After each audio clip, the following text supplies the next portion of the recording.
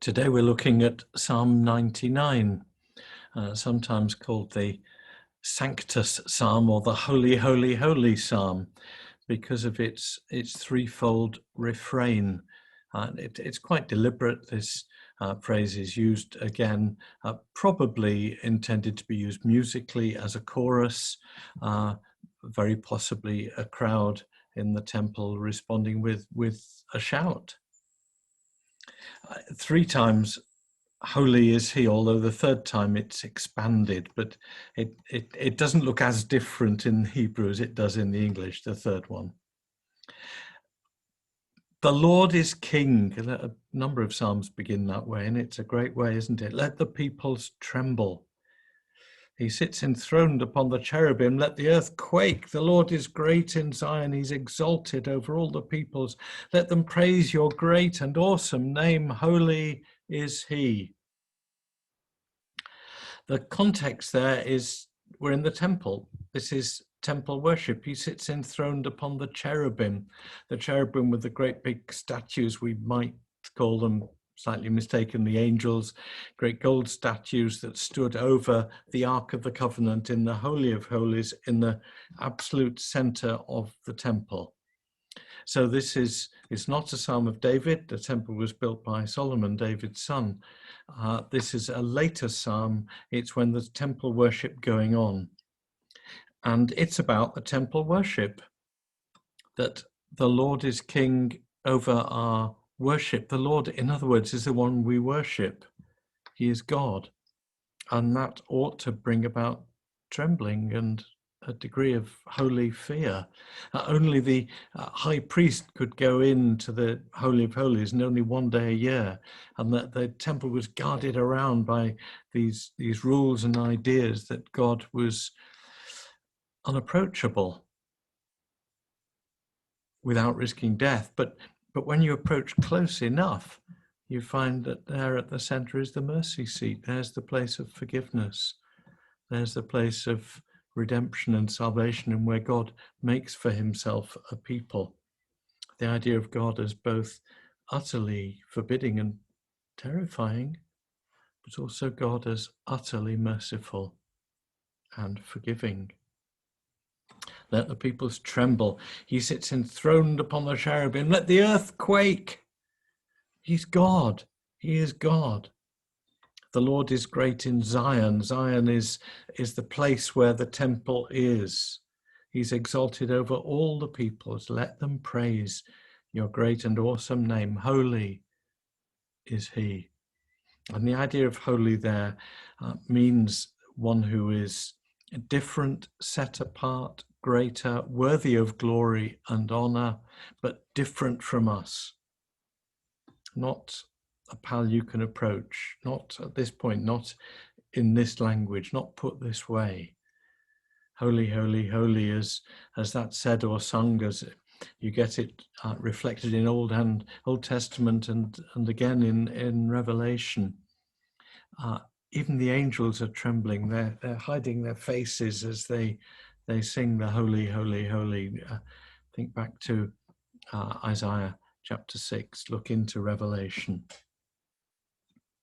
But then the second stanza of the psalm is verses 4 to 5. Mighty King, lover of justice, you've established equity. You've executed justice and righteousness in Jacob. Extol the Lord our King and worship at his footstool. Holy is he.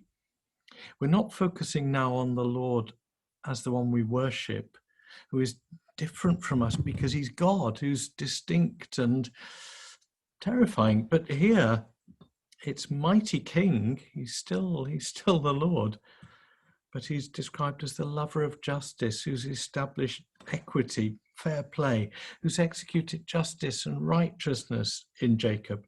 It's among his people, Jacob, the people of God, those who've wrestled with God, those who've come to a relationship with God, and he's there as the God of justice and equity and righteousness, the God of fair play, the God of right dealings, the God who rewards the innocent and punishes the guilty and puts things right, the God of his people in this world.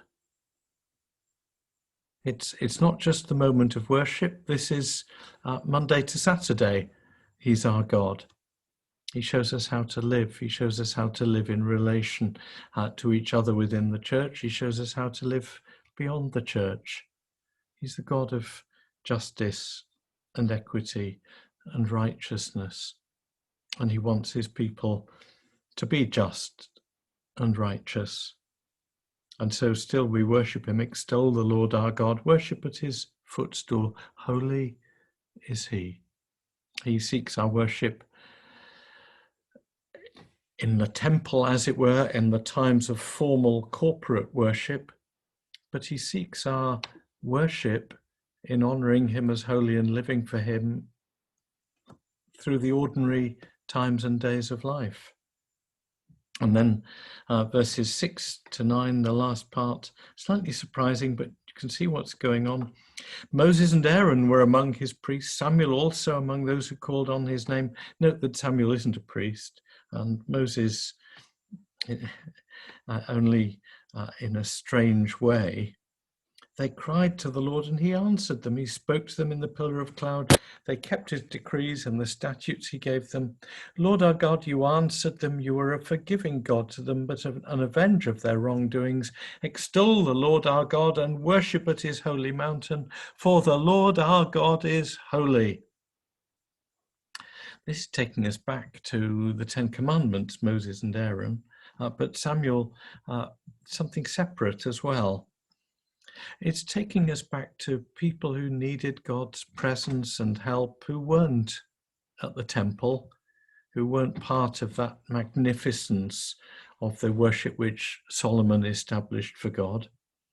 People who are seeking to follow him, but not in that immediate process of being close in that temple 3,000 years ago. And what we're seeing here is that individuals, he's not just the God of worship, he's not just the God of fair play in the world, he's the God of individuals, Moses, Aaron, Samuel. Those who called on his name, he answered them, he spoke to them. They gave him laws to live by. His holy mountain is Mount Sinai, where he gave the 10 Commandments. But he answered them when they prayed. He was a forgiving God to them. They came to him, he gave them the law, they broke it sometimes, they confessed their sins, and he forgave them. He's a forgiving God to individuals. He's the great mighty God in the first part of the psalm, who deserves our worship and more worship than we could give. He's different from us, he's God. In the second part of the psalm, he's about fair play among his people. And still he's God, and we're to worship him, and he's holy because he brings about fair play. And then in the third part of the psalm, he's concerned for the individual, and he hears our prayers, and he forgives our sins. And once again, the Lord our God is holy. He's holy, he's special, because he's different from us, he's more than us, he's God. He's holy and special because he's about justice and righteousness and fair play, and he brings those about. He's holy and special because he cares for the individual. He hears our prayer and he forgives our sin. Holy is he. Holy, holy, holy is our God.